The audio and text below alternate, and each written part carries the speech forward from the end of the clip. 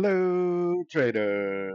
Today is Friday, July 18th, and this is my analysis for the Aussie US dollar, and we are on the 4-hour time frame.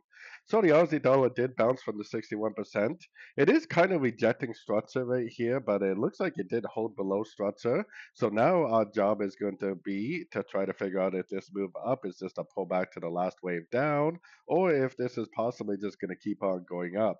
I mean, there is a chance that this is like an expanding ABC right here that potentially just keeps on going up. Definitely possible.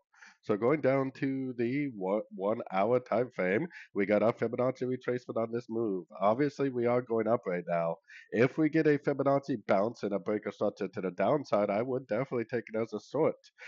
On the other hand, if it just keeps on going up and gives us this break of structure, that's pretty much going to tell me that the monthly time frame uptrend is back in play and that we're likely just going to keep on going up.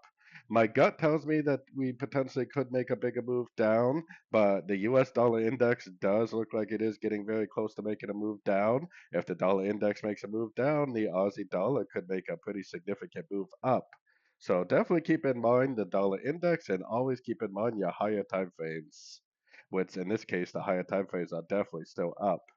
So anyways, don't forget to check out my free Discord channel, link down here in the corner. Take a look at my website, fxpipcollector.com. And as always, thank you for watching and happy trading.